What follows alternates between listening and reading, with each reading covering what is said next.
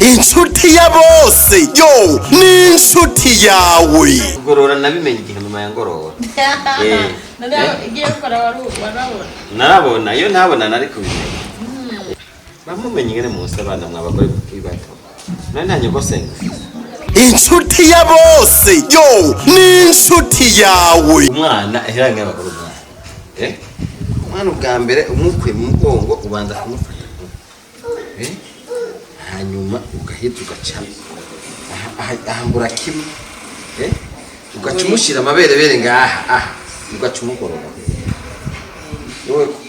none nagiye mu mamanza kubanza imbere ko byaba mamanza kubanza kwiga kugorora ukamugorora wose butuberebere ngaha aho ugasha kutuberebere ngaha aha mu ntege ugaca umugorora kamugorora gutya hamukagorora neza gutya hamukamugira kugira ntagire imibano uyu n'umuhungu kugira ngo akoze akazi none wabonye ko ari umuhungu nani sura wamuravye naharavye ngaha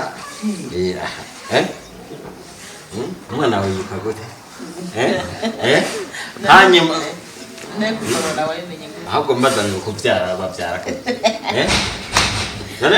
none ubona n'ubwanwa n'imvi sinshaka kumenya bagorora umwana kugorora nabimenye igihe mama yangorora igiye gukora warabona. Narabona iyo ntabona nari kubimenya.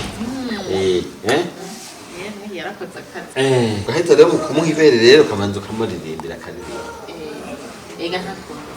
Hanyuma rero ibere barifata gutya. Kurabita jagwa. Oyiri ni ritoya kubera idashaka gushika hafi. Joko ndabona ryarakoze. Naho nyene umenga ryaraguye hera barya. Ririmo amata. Ndamoke. Urarifata neza ugatumbereza rero ku muntu ukamufatira hajya zica doramukora umva baciye kupemere bamumenye ngene munsi abana mwabagore bato none ntanye ko senga ibitwo kasi sukuvyara gusa bibiri bivuga ngo umugore azokitwa kuvyara akarera birakibuza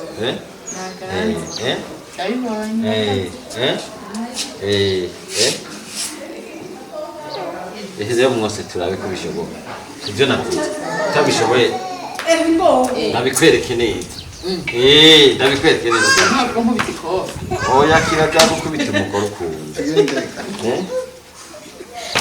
Inshuti ya bose yo ni inshuti yawe.